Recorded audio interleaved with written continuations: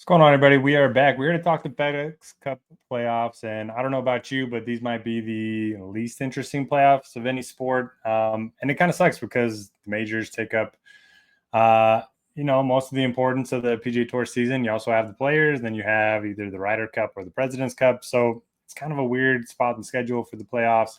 Doesn't really mean a whole lot to the players other than securing their spots in the biggest events next year, maybe winning some money on top of that. But it kind of goes to show that no matter how much money you throw at something, that doesn't necessarily create interest. What does is like actual meaningful golf. But we do have an interesting setup for the Tour Championship this year. They did away with the starting stroke, so hopefully that'll be a little bit more interesting. And then for this week, top 70 and in the FedEx Cup standings are going to be in the field. So there's not going to be a cut this week. It's going to be played at the TPC Southwind, which is in Memphis. I don't know if anybody remembers from a few years ago, Lucas Glover went viral due to his sweaty pants. That was kind of funny. It gets very hot and humid in Memphis, so it's kind of going to be a slog. The rounds are going to be really slow. But I do like the golf course. Water's in play on 11 of the 18 holes. It's a par 70, just under 7,300 yards. So it's a longer par 70 than we're used to seeing on the PGA Tour.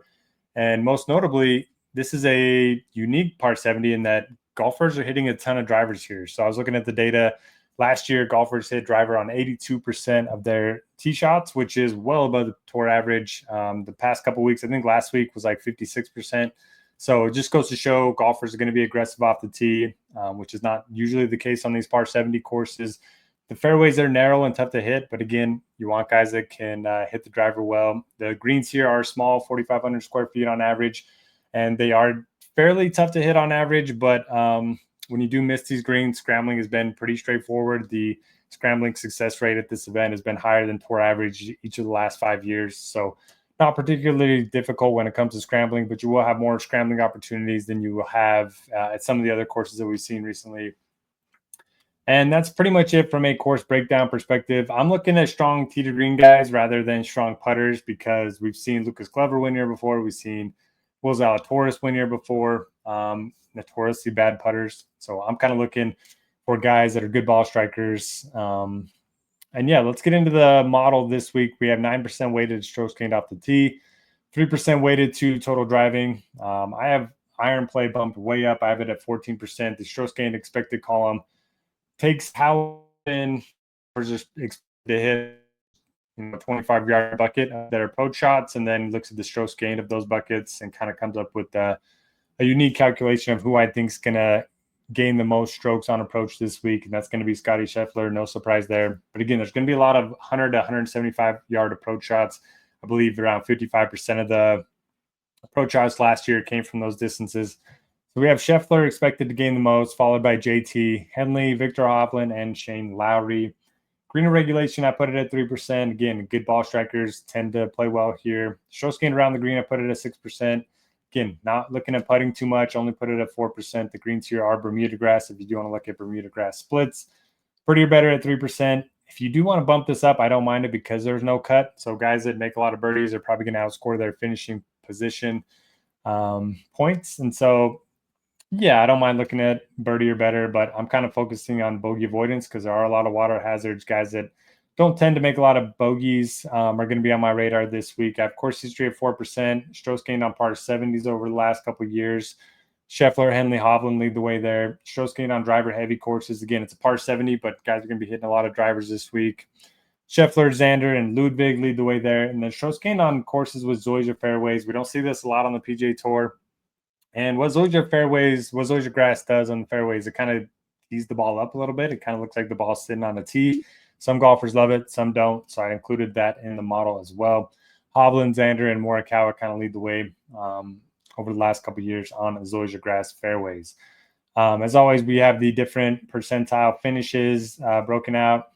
Stroke gain over the last 3 months, strokes gain over the last 12 months, strokes gain over the last 18 months. And then the field strength metric, I bumped this down a little bit because it is a pretty strong field and there's not a lot of really bad golfers in the field. So I did bump that down a little bit this week. Okay, let's talk about the field and then we'll get out of here. We don't need to spend too much time since there aren't a ton of golfers in the field this week. At the very top, we have Scotty Scheffler. Big decision point. For me, I don't love Xander. I don't love paying 10K for Henley. I don't love 10-2 for JT. So I'm going to do what I can to get Scheffler into my lineups. Now, once you do, you're kind of forced into that 7K range. You can maybe take one guy in the 8K range, and then you're kind of going in the 7s, going in the 6s. So lineups, there's not that much flexibility when you start with Scheffler, and there's probably going to be a lot of duplicated lineups with him in there. But I do think leaving some money on the table makes a lot of sense. He's finished, I think, in the top 8, 9 straight tournaments, something like that. Coming off a win at the Open Championship, was 4th here last year. A guy that just incredibly high floor ceiling combo, projects so much better than everyone else in the field. There's no Rory McIlroy, so we don't have to worry about that. So I do love Scheffler this week, and because I like Scheffler later this week, I ended up going to the outright market in the winner without Scheffler because I think he's going to win. So I bet on 4 guys that I think can maybe finish second, or even if they do win, you still get paid out. So, but the winner without Scheffler market's kind of where I'd be looking at this week if you're not betting on Scheffler. I like Berger. I like Harris English. They're both 35-1. I bet. Let me see who else. Ben Griffin at 30, and then McIntyre at 35. So I got 4 winner without Scheffler bets this week. I'm hoping if they don't win, they can finish second to Scotty. So for me, I like Scotty. 28%, it's not that bad. Don't mind eating that chalk. Going into the 9Ks, I'm not going to have a ton of exposure to it. Tommy's okay, but I worry about his ceiling. Still hasn't won on the PGA Tour. Colin Morikawa's coming off two really bad missed cuts in a row.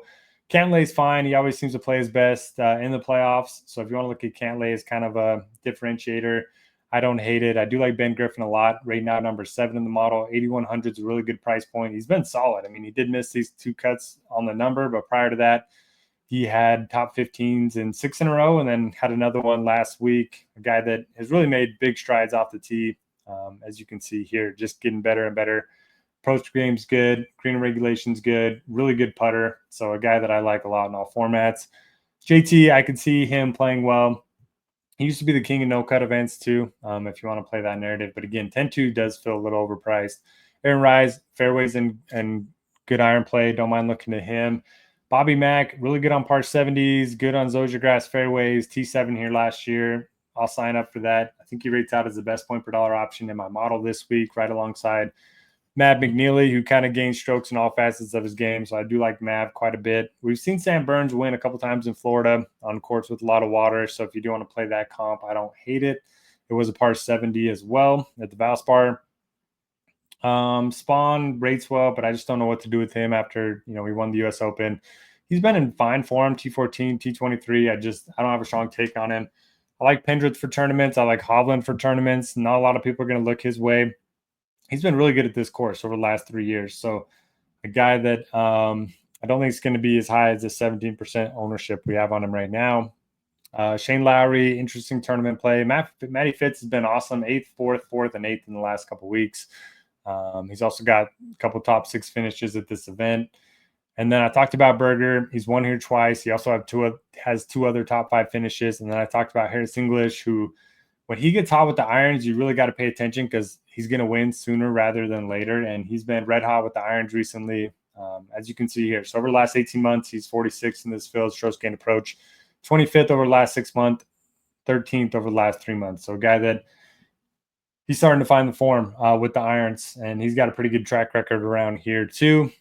Don't mind looking at Glover. My favorite guy in the 6s is going to be Emiliano Grillo. All the way down here, he's made T33 or better in each of the last 3 cuts here, or each of the last 3 events here.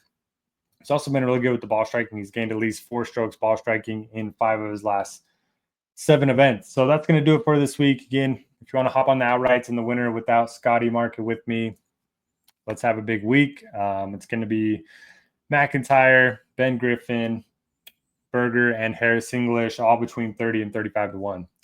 And thanks for watching. Hit that thumbs up button. We'll see you back here next week.